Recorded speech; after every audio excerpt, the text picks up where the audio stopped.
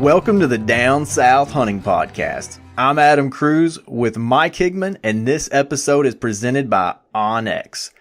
Mike, I am extremely excited to get going with this intro. I think this is episode number 45 or 46, but we've never had a really big giveaway in all the history of the podcast, and tonight we're going to be talking about that. Yeah, it's something we wanted to do for a long time. We talked about we want to reward our loyal listeners, and we've been trying to get this put together, and we finally have with the help of OnX. So I'm really excited about what we got to talk about today. I am too. And you said, thanking our listeners, basically. Man, I can't thank all of our listeners enough. Just the support we've been given throughout the last year or so, the friendships that we've made. It's just been a lot of fun, actually, man. I never really anticipated all the people we would meet and the friends that we would gain through doing this, but that's just been one huge benefit and bonus. Yeah, I agree. Tons of support, and we've had a lot of great guests too that have really helped us out with the podcast. Obviously, we try to focus the podcast more on who we can interview rather than our own accomplishments, so we couldn't do it without those guys as well. But number one is the listeners for sure. We've been getting a ton of new reviews lately, and I really appreciate that. We're up over 100 reviews, which says a lot about our audience. We don't ask for them a ton, at least hopefully nobody feels that way. But I know there's some podcasts that have been out, quite a lot longer than we have that are lower that number. So that just says a lot what our listeners are willing to do for us. And I really appreciate that, especially the people that have taken the time to write something. It's really encouraging to hear that kind of stuff.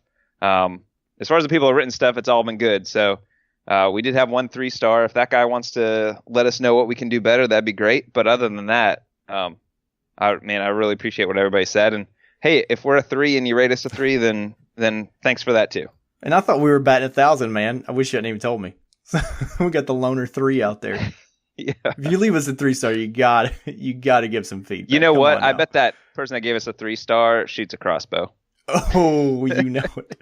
Hey, can I just say one thing? They listen to your rant on crossbows. And look, man, we've been doing the podcast for a while now, and I've said some pretty stupid stuff. Like, I've looked back and like, man, did I really say that? But of all the things that I've ever stood on a soapbox and talked about is the stinking crossbow.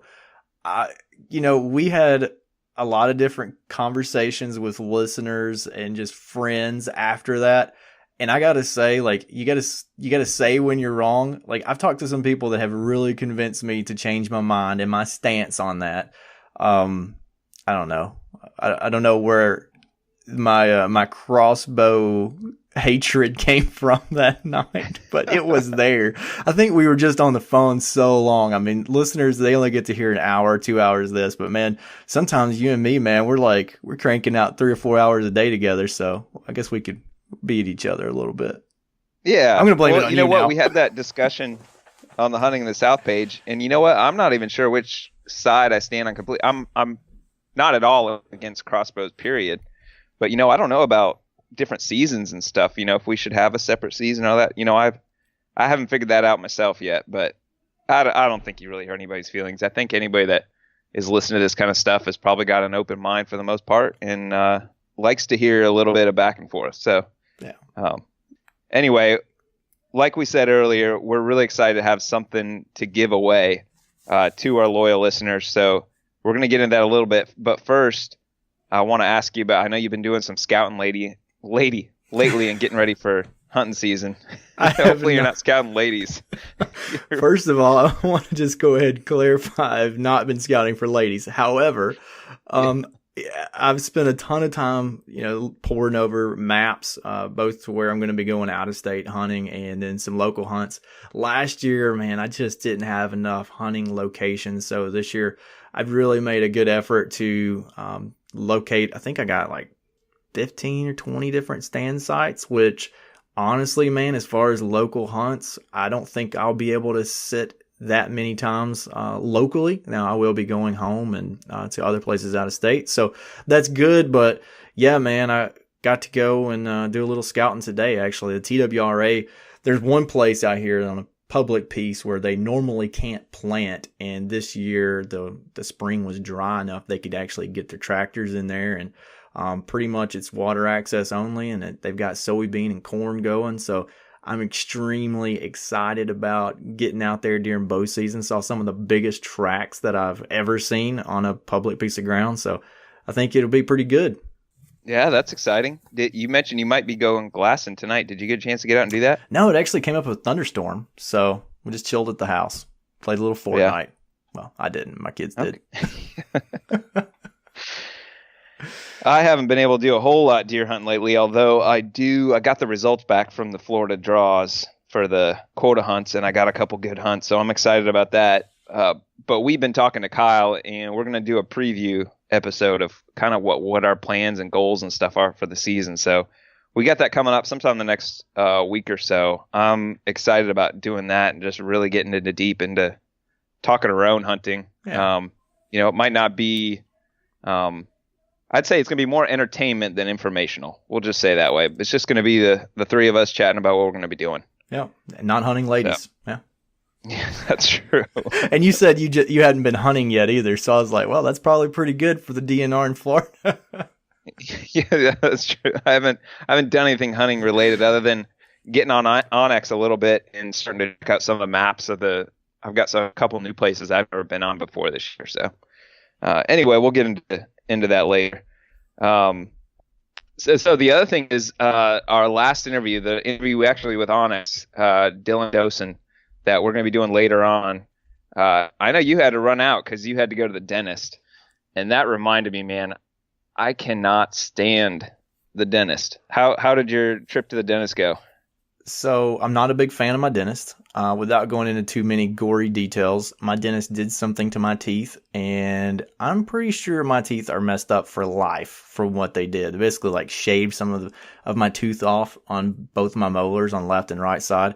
And so now it's just a pain. And I went in there to him and I was like, look, this is not a good situation. What are you guys going to do? And they just looked at me and was like, oh, this is totally normal. It is not totally normal to be in pain every time you get finished eating. So to make a very long story short, I'm not going to talk too much about my dentist in case they want to sue me for defamation, because I could get really crazy right now. So I'm going to turn this one over to you and let you rant.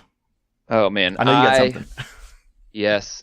I've been wanting to talk to you about this, Adam. And the great thing about having a podcast is I can talk to you and thousands of other people about it. So I'm going to talk to you about my dentist too. So I kind of fell off of going to the dentist for a little while, maybe a few years, which is a really bad decision. So I finally okay, I got to go to the dentist, and I don't have the greatest genetics, I guess, for teeth. So I had 10 cavities the first time I went back, which was miserable, but got that knocked out. Have been there. And don't get me wrong, I brush my teeth twice a day.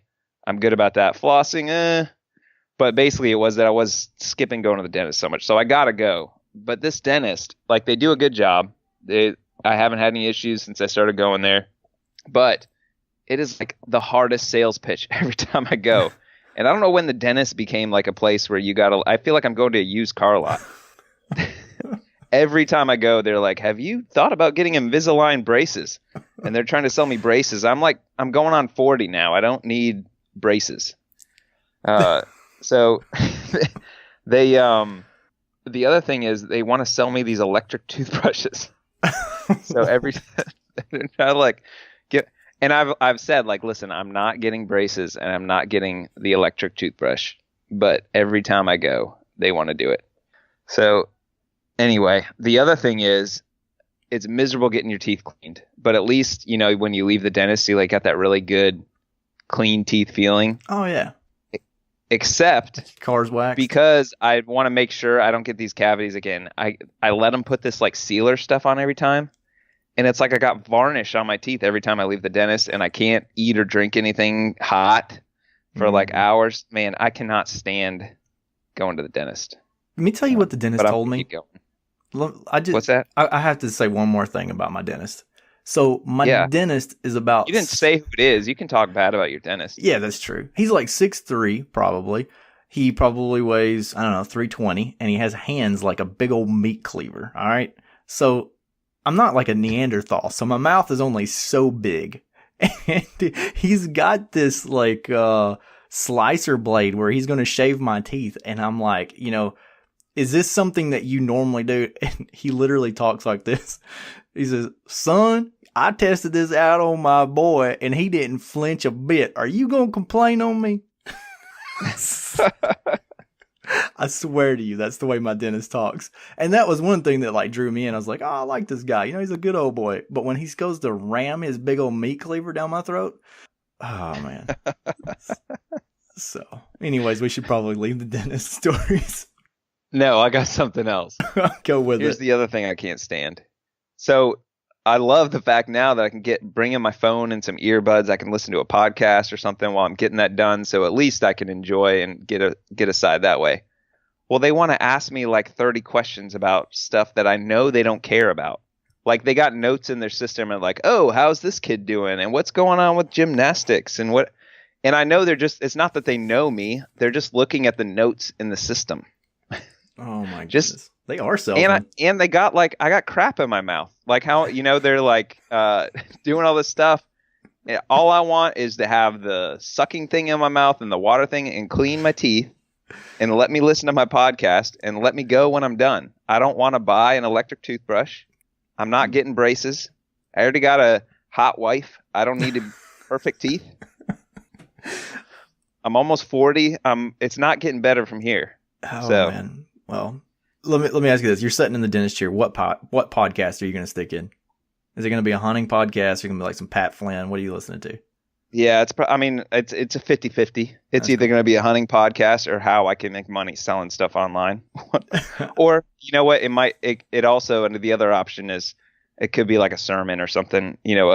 A Bible related podcast. One of those three. That's pretty much it. I used to make like every time I'd go to the dentist when I was a kid, I would read my Bible and pray because I was so scared.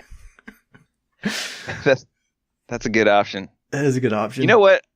The next time she asks me about a toothbrush, I'm going to be like, can I tell you about Jesus? You should. They're just going to put that big old thing in your bracket in your mouth where it holds it open. Yeah. Oh, that'd be great. Yeah. All right, man. What else we got to talk about before we get into this challenge? I think the listeners are probably ready to hear what we got going on. I think let's just get into the challenge. Let's do that. All right. So I guess maybe I'll start out talking about what the challenge is going to be, and then we'll get into what some of the prizes are going to be because I want to do some giveaways. Okay. So first of all, what we came up with is we want to encourage all of our listeners to get out and get access to some new properties. So basically knocking on doors, or you could be writing letters, phone calls, whatever you want. But we want you as listeners, and Adam and I are going to be doing this as well, to be working to get some new ground, some new private ground, basically. So it could be 10 acres, 100 acres, wherever. And I know this isn't real popular in the South, but I think it's a really underutilized tactic as well. So we're going to talk to Dylan about that in the upcoming episode on some of his ideas on how to do it and how to use the app for it. But basically, we're encouraging everyone to do that.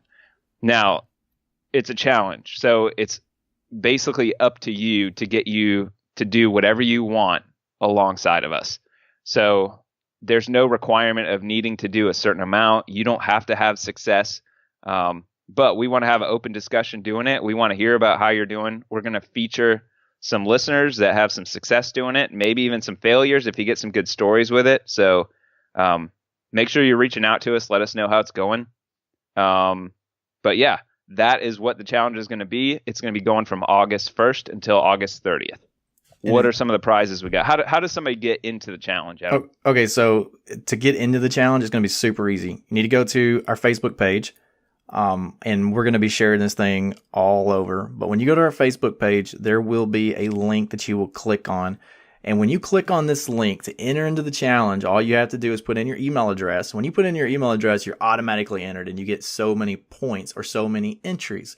Now, to gain more entries, you can like our Facebook page, and then the vendors that are participating in these giveaways, you can like their Facebook pages. And every time you like one of these pages, you get X amount of points. Now, there's also another way to get more entries or more points, and that's by sharing this giveaway. So if you share it, and then if 3 of your friends sign up, you get a crazy amount of points. And you can do this every day. So every day, if you wanted to share it to maybe like a new Facebook group, so if you want to go to like Tennessee deer or Mississippi turkey hunters and you wanted to share this thing, it gives you a chance to get more entries, which will boost your chances of actually winning this thing. So it's going to be super simple, super easy to enter the contest or the giveaway. All you got to do is, first of all, the email address. And the email address is really important for us. That way we can capture it. And when this thing is over, we're going to be able to email everyone who wins, because we're going to have a lot of different winners and a lot of different prizes to give away. And for those of you that don't want the Facebook tracking every move you make and don't have a Facebook account, you can go straight to our website, downsouthhunting.com, and you can enter it there as well, right? Yeah, it'll be on the sidebar. So if you're going on your mobile phone, you'll have to scroll way down to get there. But if you're on your desktop, it'll be right there on the sidebar. Enter your email address, hit submit, and you're good to go.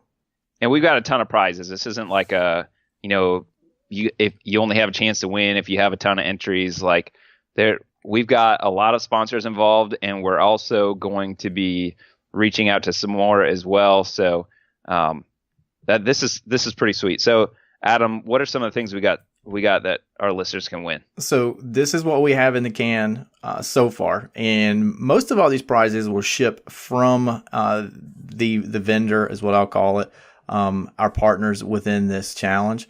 3 onX Elite memberships, a pair of Vortex Diamondback binos, Mossy Oak Gamekeepers Club membership or subscription, Mountain Ops. And they've committed they're going to give some gear away as well too. So there you go. Mountain Ops is given an Enduro bottle, $100 Cabela's gift card from Hunting Gear Deals, a pack of mystery broadheads, because I have a pack of broadheads that I'm going to give away that are brand new. Whatever ones are in your garage, unknown name, but they're really sweet, whatever they are. They're awesome. They are very sweet fixed blades, and it was really good blood trails, huge exit holes. It was something I wanted, and I said when we do this contest, because we've been talking about doing a giveaway for a while, and we want it to be big and have a lot of stuff we're going to throw in. I said I'll throw that one in. Also, Wild Carrot Synatractant's going to throw in 2 10-packs of that. Browning Trail Camera, Commander Pro Trail, 3 Nomad trucker hats, maybe something else from Nomad, not completely sure, but for sure got those 3 trucker hats that we talked about giving away earlier, and we put that on the shelf until right now. And then from the Down South Hunting Podcast, a big thank you to our listeners. We're actually going to donate a QDMA membership, so whoever draws that one, we're actually going to purchase that and give it away to one of our listeners. We've got a couple of more really, really big prizes on the hook potentially, and we're just kind of waiting to hear back from some people, but we could have more. So, hopefully we have 10 or more winners. That would be awesome. Reach out to us and let us know too what else we should try to get in. We got 30 days before this challenge is up. So if there is something you think we need to reach out to a company and try to get them to donate something, or if you've got a company of your own and you want to donate something, if you're like a call maker or a knife maker, or who knows who's listening, reach out to us and let us know, and we'll include that in the giveaway too. But we want to give away a ton of stuff. Yeah. And if you were to donate something, or your company, we will be able to link you up to the giveaway app itself. So I don't even know what you call that. But anyways, people will be able to like your page. So it's a good way to promote your page as well. Yeah. So that's the big news. I'm excited, man. We've been working on this for a while here. And especially since we've partnered up with onX. And this is something that they wanted to do as well. We told them about the idea, and it's something that they were on board with and wanted to be a part of. And we're just excited about getting it going. So we got 30 days. So we want to hear your feedback. We're going to have a thread on the Hunting in the South page on Facebook, but that's not the only way to reach out to us. If you want to send us an email, or I guess that's probably whatever you want social media wise, just send us a DM, and we're going to be looking for people with some stories to share. So once you listen to the podcast, hopefully it's going to encourage you to go out and try to gain some permission. Adam and I are going to be doing it, and we want to hear how it goes for you. Yeah, I'm excited, man. I'm a big wimp when it comes to knocking on doors, so it's time to try it out. All right, so last thing before we get into this interview and start kind of getting into how to use onX and specifically how to use it to gain some permission, I got a new little segment while I was at the QDMA conference. I did 5 quick questions with a bunch of different people, and I think they're going to be pretty entertaining, interesting answers. So over the next several, I guess, few months, we're going to be kind of going through those, and we'll feature one every week. So let's go ahead and jump into that now.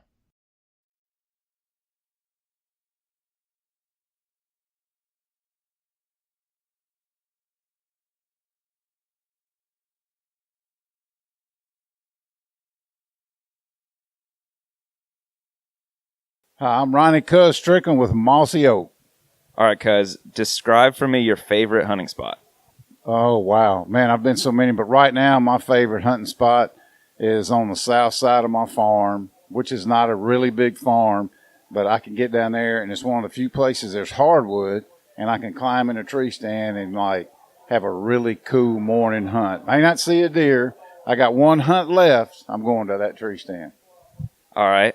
What is something unusual you carry in your hunting pack? Wow, something unusual. You know, I carry my tube call for like I use during turkey season. I go nowhere with that. But the reason I can do that, I can coyote up on it. I can do a lot of things on it. I can do a predator call on it. So whenever I'm deer hunting or turkey hunting, but even deer hunting, I have my tube call with me because I can make a whole lot of different sounds with it. All right. When you think about hunting this fall, what is the first thing on your mind? Grandsons, grandkids, you know, especially Cranky. You know, we did the Cranky Chronicles on my YouTube channel last year, Cuz 411, and Cranky and I went 8 or 9 times after the devil turkey, and he never got him. But the response was unbelievable. So this year, the Cranky Chronicles are going to all be about him getting his first deer. So I'm focused. All right, I'm looking forward to that too. All right, favorite Little Debbie snack? Oh my gosh, man, oh man. Favorites of Little Debbie's. Powdered donuts, the white powdered donuts. And, you know, I had to quit eating them because you just can't eat those without getting it all over you. My wife gives me a funny look. So I'm having to go slow on them now, but powdered donuts by a mile. All right, last question. What is one idea or tactic that has had a big impact on the way you hunt? You know, low impact. You know, I have a farm. It's not a real big farm, but I've become such a believer in, you know, you don't have to be firing guns and riding four-wheelers and all that to have an intrusive impact on what deer. So I've become way more careful about entrance and exits and all that and leaving little zones because, you know, you feel like when you're hunting these big bucks or just deer in general, you think, man, they got a cave they live in. I don't ever know what. They're bedded right by where you're hunting. So low impact. All right, thanks a lot, Cuz. All right, we got Dylan Dowson on the line from OnX Maps. And we are really excited to be going over this. We're going to go over some things today that is going to help you gain permission on some new property, as well as get more familiar with the OnX Maps program. Dylan, I meant to ask you this before we started. Do you want to be called OnX Hunts or OnX Maps? So OnX Hunt is what we're referred to. So it's OnX Maps Incorporated is the company name, but the product is OnX Hunt. All right. So that's a crappy way to start, but that's how we're doing it. All right. So maybe just tell us a little bit of like how you got started with the company and your hunting background a little bit so we get to know who you are a little bit. Yeah. So I've been at OnX. It'll be 3 years in August, so right around the corner. I started out in customer service. So when I started working at OnX, I mean, it was still a big company for sure. You know, I think I was the 34th or 35th employee, somewhere in there. Like I said, started in customer service, which was a great spot for me to start to, you know, talk and communicate with our customers day in and day out, hear kind of from different people throughout the country and their needs in the product and different requests. Recently, I've transitioned into the marketing team. So my current job title here at OnX is community coordinator.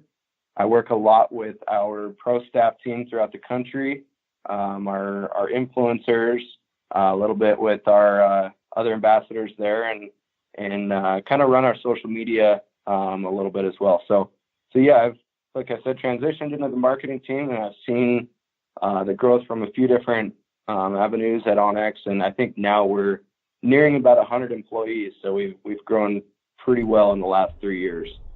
Dylan, I think Yeah. coming from a sales background, I think starting in customer service is a great place to start because you get to learn more about your company than any other department really in the company, no matter what company you work for. So that's an awesome transition, I think, for maybe how your software operates and all that good stuff, and what your customers are saying, what the feedback is. Let me ask you this: if you could give us an elevator pitch on why OnX Maps, what would that be? So yeah, and like you said, I mean, I completely agree with that. It was excellent spot to start out with OnX, and kind of quick elevator pitch would definitely be, honestly, my question back would be, what part of the country do you live in and what do you hunt? And I could probably nail it. But long story short, just for general, I mean, everybody uses a product differently, but if you want to be able to go out and maximize your time in the field, 100% maximize it and not be questioning yourself or, worried if you're on the right property or if you're legal where you're at. If you want to just go out into the field and enjoy your time away from work or whatever it is that you're doing, OnX, the map is definitely the way to do that. I mean, it's going to help you exponentially. It lets you know exactly where you're at. You can not only gain access with new hunting properties, but when you're out there, you're 100% confident. It takes all the worry and doubt out of what you're doing and just let you enjoy that time outdoors. So, I mean, we'll definitely get into the ins and outs and the features and the different data that you can put on the map and see. But kind of my one-liner would be, lets you hunt with confidence and takes all the guesswork out of it. Cool. And it'll be safe for you to assume from here out that we are hunting in the Southeast and we're hunting whitetail, turkey, and hogs. That's probably just about any question we ask from here out, though. That'll cover most of our listeners. There you go. Can you talk some about the different layers that are available, especially, given what I just told you, like some of the base things that people are going to be interested in, the different layers that you guys have? For sure. So, I mean, first and foremost, I mean, if anybody's not familiar with OnX, quick background there. We started with a physical GPS chip that plugs into Garmin handheld units. So we definitely still have that product. And basically what that does is turns your GPS, which, shows your location, shows roads and some topographic information. And that's all great. But what it does is it puts property line boundary overlays on top of that GPS with names. So you can know who owns the private property, where all the public lands are, and then hunting units, that kind of stuff. So that's kind of how OnX started. Now we do have the Hunt app, which most people are familiar with. Basically turns your phone into a handheld GPS, which you can get all 50 states on for that data. But basically, the majority of the people, when they get OnX, it's so they can see exactly where they're at on the map, see whose private property boundaries, are around them with the names and the public land. So first and foremost, I mean, I would say 90% of the people that get it are mostly worried about our private property layer and public lands layer. So we've got that for all 50 states. On top of that, really, it's all personal preference. I mean, for each state, we've got the hunting units, hunting zones. So with a lot of those, for Montana, for example, we've got a lot of different hunting zones based on species. So we can show those and we can break those out, whether I'm hunting deer or elk or bear, turkey, anything like that. I can change those subcategories and kind of tailor it to what I'm doing. So that's another important one. To dive a little bit deeper into it, we've got some state-specific layers for each state. I'll let you know about a Montana one because that's the one I'm most familiar with. Every state's got different ones, but Montana, for example, we've got a program called block management. Essentially what that is it is private property, but it's ran through Fish, Wildlife, and Parks, private property that allows you to go hunt it. So we show all those areas, and we work with FWP every year to update that and make sure we're accurate in showing those. So a lot of different state-specific layers. We've got some possible access layers that, for example, might be a big oil company or a timber company owning some property that, yes, it is private, but they do allow public access and hunting. So we show all those. We've got so many different layers. A lot of them are tailored toward, the West. We've got some roadless areas where we highlight areas of the map without roads for people trying to get away. We are fortunate enough to work with great organizations like NWTF, Rocky Mountain Elk Foundation, QDMA, Boone and Crockett, where we take data that they have on their end and digitize it and actually show that in a visual on the map.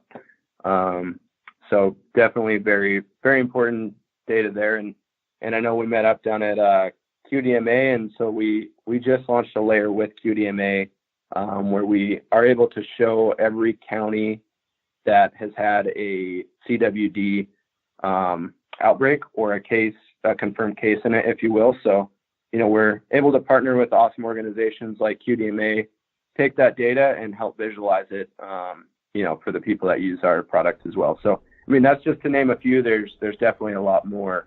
We could probably talk the whole time just on layers, but that's a couple. We've got an extensive trails and recreation sites layers as well too. I think we might want to jump more in the layers, but I have another question that goes back to your original comment, how you guys started out with the actual GPS unit. So, I'm going out west. I feel like I want the chip, and maybe that's a little bit false sense of security. Maybe I don't need it because of the phone. Being able to flip that into Bluetooth mode and saving on your battery life. But for guys in the South, is there really an advantage for them to have the GPS unit with the chip, or would you just roll with the phone? I know what my answer is, but are there any advantages to having the GPS unit, or you have more advantages with the phone?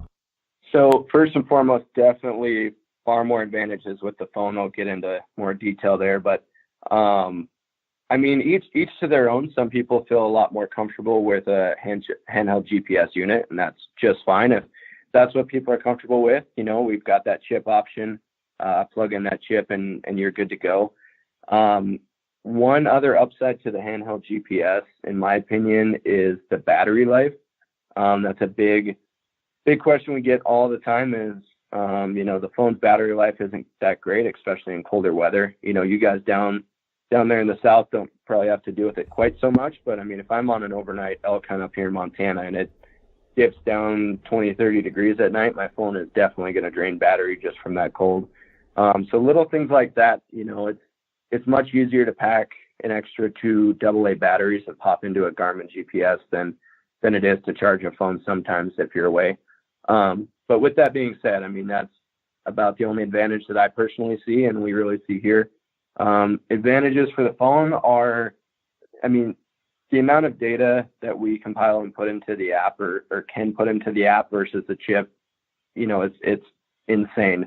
All these layers that we just talked about, and I'm sure we'll talk about some more, you can customize exactly when you want to see them. So you can turn those layers on or off on your map, depending on, what you're hunting seasonality wise, if you're scouting, if you're just marking waypoints, tracking yourself, you can just customize the map to exactly what you want to see.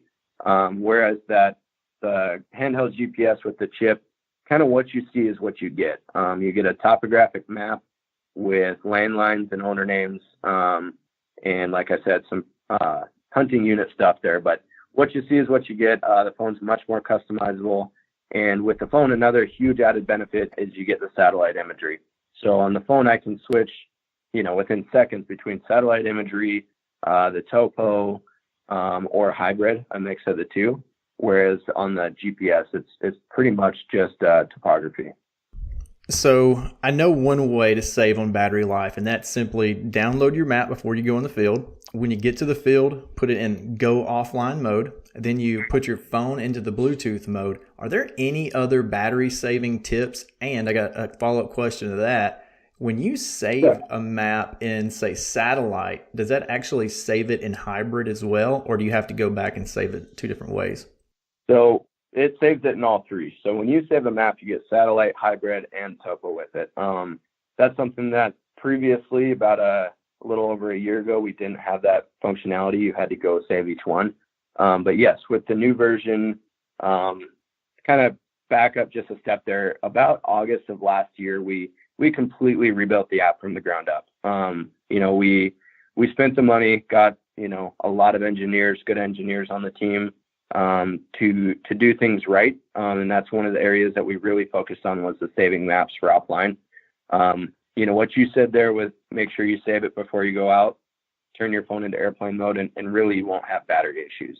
For the guys that are concerned about battery issues, to be honest with you, they're the ones that are doing more like backpack hunts a week, 7 to 10 day backpack hunts, that kind of stuff, which there's definitely answers for that too. All you have to do is get a solar panel charger or like a little battery pack. But for your guys' application, if you're not, going on those super extended trips, definitely a non-issue as long as you save the maps. You can, like you said, either put your app in go offline mode so it's not searching for service, or if you just put your phone into airplane mode, I mean, my guess is you'd last several days on battery that way. So you already mentioned that you guys are increasing staff a whole lot, and you just talked about investing in developing the app. I know one thing you guys are that separates you from some of the other apps out there is your GIS team. Can you talk some about them as far as like what they do and what makes it different than, what else is out there? Yeah, absolutely. And that's kind of our hidden gem, if you will, and why we're able to have such accurate data is our GIS team. I don't know for sure because it's ever growing, but I would say we're right around that 20 mark for 20 GIS employees here at onX. And, it's broken into several different categories. They would definitely know the ins and outs of the whole timeline and structure a little bit better than myself. But essentially, we've got people on our GIS team that their job is to reach out to every data provider that we have in the U.S. Most of the time, that's reaching out directly to almost every county in the whole country to make sure that not only are we getting accurate data, but we're constantly updating and constantly verifying that it's accurate. There are, in some states, there are some big organizations or central place, if you will, that you can go grab, tax data or who owns a property. And that's great. That might be accurate, but there's a very good chance it's not, and it's not kept up to date. So what we are able to do with our GIS team is, verify those areas. And if there are discrepancies, we do want to know about them, and we will get to the bottom of it and make it as accurate as, the records are out there. So that's definitely a huge win for our product is our GIS team. So can you talk some about the desktop version now? I know that's another thing that just makes it a whole lot different than just an app you can download on your phone and how that interfaces with the app. Yeah. So when you get the app on the phone, you automatically get the desktop version as well. The desktop version is basically the same thing. You get the same layers, same data. It's excellent for scouting. Scouting tool, it's a must-have in my opinion. A lot of guys are using their phone for scouting, and they're going on their phone and marking waypoints and spots they want to go check out or landowner names that they want to contact. And that works fine. But if you can pull it up on a computer, much bigger screen, see things, from a different light there, it's definitely a lot easier to scout around. And the great thing about those two is they merge completely. I mean, they merge seamlessly. So if I'm on my desktop version and I'm panning around the map, marking some waypoints, maybe some stand route locations to and from a stand of what I want to go check out or anything like that, as soon as I get into the field or even right away, if I pull up my phone app, those markups and those routes and everything that I did on the computer are right there. So vice versa too. If I'm out in the field and I find a good stand location, or if I set up a trail camera, all I have to do is mark that in my app as a waypoint. I can name it, change the icon to whatever I want there. And then when I get home, pull up my computer to look at things on a bigger screen, those waypoints are right there as well. So excellent tool for that. I mean, a few other things that the desktop version can do is, for example, if you did have a Garmin GPS or a handheld, say you've had that for several years, you've got a ton of waypoints and data in there, you can actually upload that data to the desktop version, and then it syncs over to your phone. So that's one question we get a lot is, I would make the switch. What you guys have is awesome, but I've got all my waypoints in a different GPS, so definitely can do that as well. Yeah, and I got to say, the fact that it interfaces is so far my favorite thing about the app. The fact that I'm scouting some new areas this year, and I can just mark all over the place, take out areas, whatever I want to mark, and then when I go out in the field, it's going to be right on my phone, and I don't have to do that on my tiny phone screen. I've got the full size, screen for my desktop. I can zoom in and see different, detail and that kind of stuff, and then it's all immediately on my phone. I can go check those areas. And then the fact that I can mark rubs and scrapes and all that kind of stuff, and then go back and check for a pattern on the desktop. I love that so far. Yeah, absolutely. And I mean, I use that a lot even for if I'm elk hunting, I'm marking where I'm finding wallows or good trails or anything like that. And a lot of the times when I'm out there and I'm hunting or even scouting, I'm marking it, but it's not, you know where they are and you know if it's a good location or not, but it's not completely tying back together. And what's awesome about that is I can go out for a day hike and mark all this stuff on my phone, put notes in it, and then when I get back, sometimes even here at work, I've even synced my computer to like a TV screen or whatever just to see it on a bigger picture. And a lot of times, just doing that one simple step, everything just kind of ties together, and you might understand, a bedding area versus a water source and kind of how they're traveling just from marking those pieces on your phone and then looking at it on a bigger screen and just visually kind of looking at the topography and the imagery, and it really just kind of ties everything back together. So Dylan, I'm running the iPhone. Mike's got the Android. We're always debating about the two. Are there any benefits to having one over the other with onX? There's really not. That's back to 100% personal preference. I have an iPhone. Several people here at the office have Androids, and really what we have on our iPhone version of the app, we have on our Android and vice versa. So, we've got two separate engineering teams, one for iOS and one for Android. So we're constantly updating both of them. Really on our end, there's no added benefit. It's just whatever people prefer.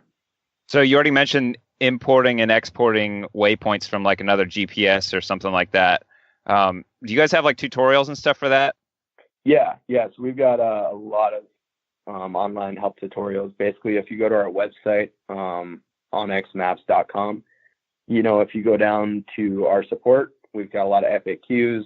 If you head over to our YouTube channel, we've got some good stuff there as well. But I would say definitely the best hub for information and tutorials would be on our support tab on our website there.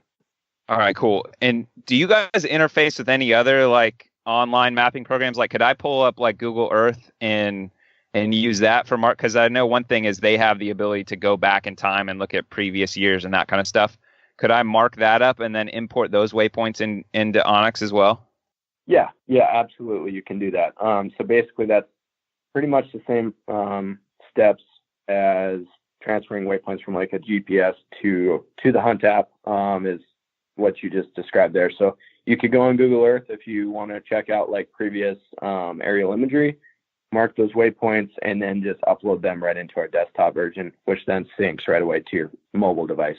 Okay, so another thing is sharing locations. So, in the Southeast, a lot of times we're hunting in like clubs or groups or something like that, even or on private land with family or that kind of stuff. And we want to be able to mark different places so that everybody can see the same thing. Can you talk a little bit about how that can be done with onX Hunt?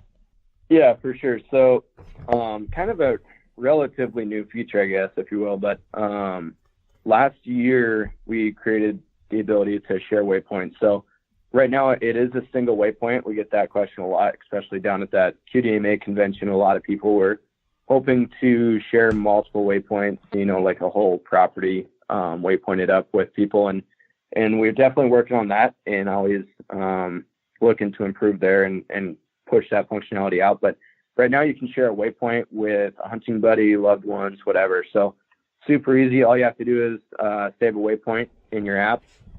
Just tap on it and you'll see like go to, edit, and share. Tap share. All you have to do is you can either text it to somebody, email it, share it over social media, however you want there. But basically, you can text waypoint to a buddy, and then when they open up that waypoint in the text, it automatically opens the Hunt app and then takes them right to that waypoint and saves it in their app as well. So awesome tool. Last year I used that one pretty heavily.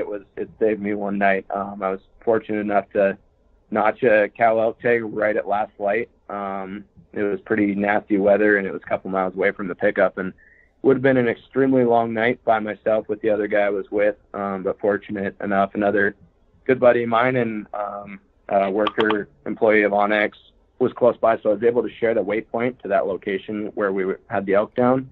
And in the dark, he was able to navigate right to us and help out. So definitely a useful feature. A lot of people are using that specifically to share with loved ones of like, hey, here's my plan. Here's roughly where I'll be just for emergency cases. I do that with my wife. I kayak to some of my deer hunting spots, and I mean, it's still cold here in Tennessee. It's not as cold as Montana, but man, I'm always worried I'm going to tip that sucker over and fall in. So as soon as I leave the boat ramp, I'm like, here is where I intend to go, and share that with her. So that's pretty cool. One thing I've been wanting to ask you personally is about getting permission on new properties. I know you and Mike talked about this at the QDMA convention. I'd just like to hear about how you go about accessing new private properties to hunt. For sure. Yeah, that's another question we get a lot. And a lot of people are going to go about it different ways, whatever they're most comfortable with. The information that the Hunt app will give you is basically what we can get from the tax ID. So first and last name of the owner, tax address, city, state, county, all that good stuff.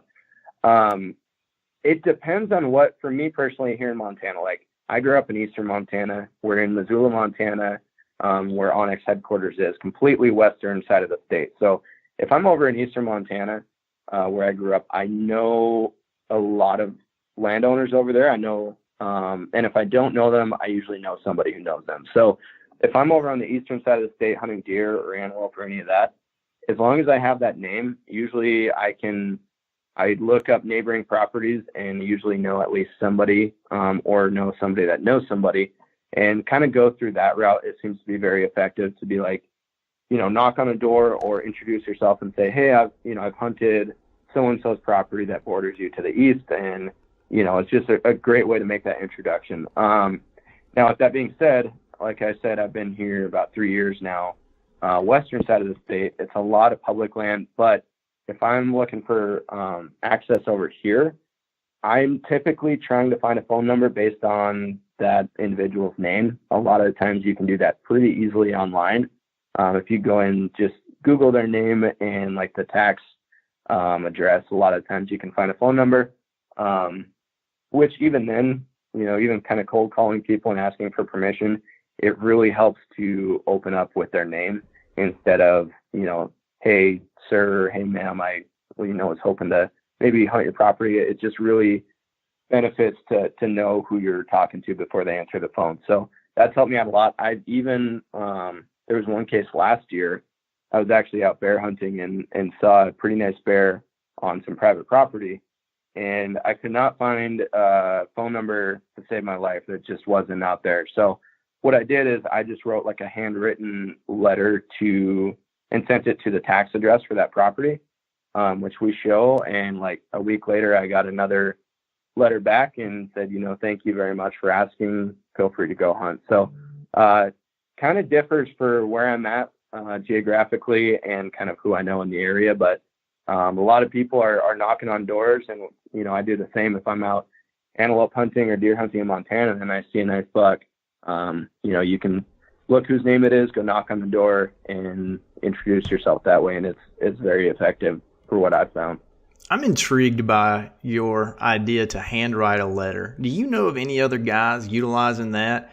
And I mean, I've stood here and I've typed up some. Even Stephen Ernell on his podcast, he had a guy, write in a big template. Basically, you could download and you could put in your name, the person's address where you wanted to hunt. I tried that. I sent that out with no responses. But you know what? I just wasn't even smart enough to think about handwriting a letter. Did you pull that idea, or did you just go with it? I actually did kind of pull that. I don't know. I'm sure there's hundreds of people out there doing it. I personally don't know anybody that did it. It was just kind of a spur of the moment thing. And, it definitely worked out. And I do think there's some added benefit of a handwritten letter versus a typed or whatnot. But yeah, I definitely hadn't really seen that one work before, and it was a first for me, but it was great response. Like, it was right away. I'm assuming they got it and immediately wrote a letter back. It was like, thank you very much for asking. You're more than welcome to come out. So yeah, it definitely worked for me.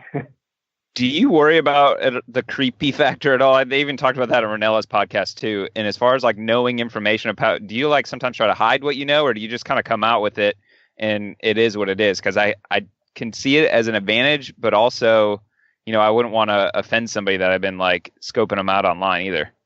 Yeah, I mean, I can see it both ways for sure.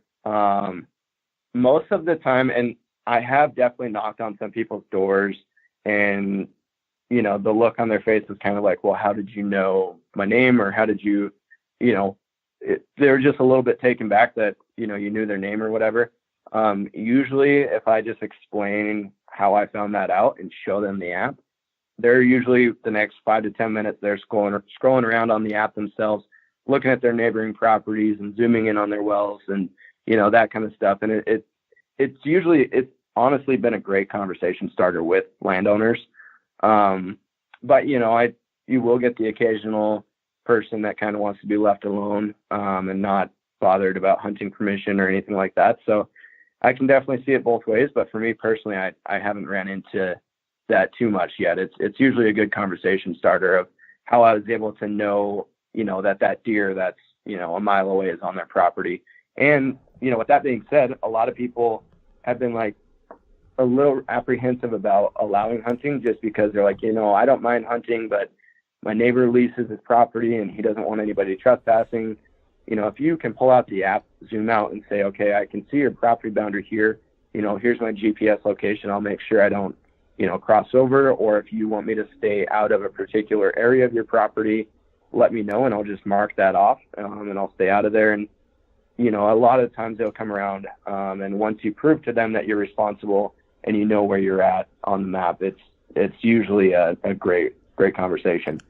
So when I was out west hunting in Montana, we had OnX, and we were using that, and we actually had some buddies that had white-tailed doe tags, and we were spotting does all in the river bottoms. So it was just super easy. We knew we could go out there and kill some doe. So we literally pulled up OnX. We would go up there, do just like what you said, knock on the door, ask for permission, and we had 100% success rate. Do you think that it's easier to ask for permission and get a yes out west than it is in other parts of the country? I really can't speak to that one too much just because I grew up in Montana. I'm fortunate enough to be able to hunt Montana. There's a lot of species, pretty much seasons going almost year round. So with that being said, I haven't hunted a whole lot of other states. I do know, just talking with customers and people at the convention there at QDMA, and it's a lot different in the East for sure. Something I can't personally attest to, but, I think people lease up a lot more land in the East and they're not quite as, open to the idea of just letting, a random guy knocking on a door come hunt. But, there's definitely ways around that. And I think it's a good, it's a good starting point for sure. But to answer your question, absolutely. I think there's a big difference. There are some spots here in Montana the same, they'll just let you know it's a leased up property, or they don't allow hunting, or, their nephew hunts, so they just let him hunt, that kind of thing as well. So we run into it a little bit in Montana, but I do think it's probably a little bit easier. Well, for a guy that's out east, like looking for permission, OnX is, man, I just couldn't even imagine myself going without it, because you're going to get so many no's, and that's just the reality of it. Like, you need more in the can. So having OnX helps you do that. Like, I was driving down the road yesterday and I saw a really good buck, like close to town in a place I've never seen trucks during hunting season. And man, this might be against the law, but I'm driving down, I pull up OnX. I hit the little GPS thing where it finds me. I hit mark my location, and as soon as I got home, I can find out, I can see exactly where that deer was at. And that's one more person that I can ask. It may be one more no, but if I go through 10 or 20 people to finally get that yes, that could be literally life changing, or at least, that hunting season, it changes the whole dynamic of possible success rate. So I just can't imagine going through a hunting season without it. And I always have like the elite version, I guess, where I have all the states, and I use it at least for 3 or 4. So I can't recommend it enough to the listeners. If you haven't used it, you should definitely try at least the 7-day trial and really give it a go. Yeah, absolutely. And kind of, I don't know how much public land you guys are dealing with out there specifically, but I know when I first started using it, I was, definitely prior to working here, I plugged in the chip and the GPS, and I'd be driving out to places that I grew up hunting. Like I knew exactly where we were going. I felt like I knew the area like the back of my hand. And we were driving down, the highway to go to one of our mini hunting spots, and looking at the map, you'd look over, and for years we'd be driving by, like a little sliver of public land that would then open up into like, big sections, in just some prime country. And I remember specifically there was one spot that I think it was a year prior we drove by and saw just a great buck, like one of those deer that you would just almost give anything to be able to hunt just at that one given time.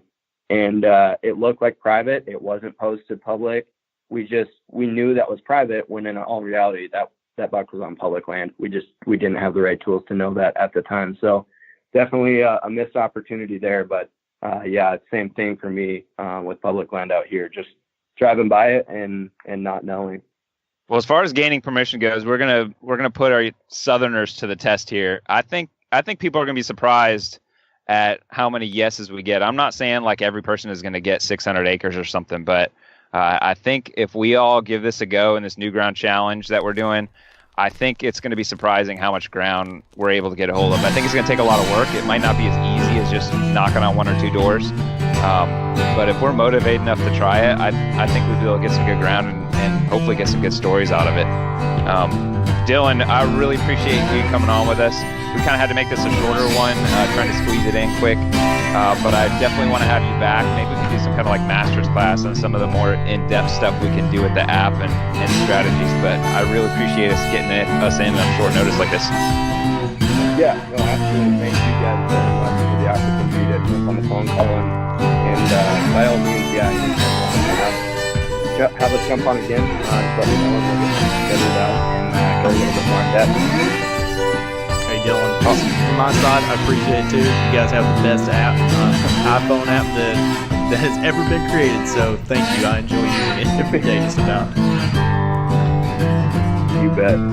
Yeah, we're really excited about continuing this partnership and the fact that you guys want to work with us. So thanks a lot again, and we'll talk to you soon. Awesome. Thanks, guys.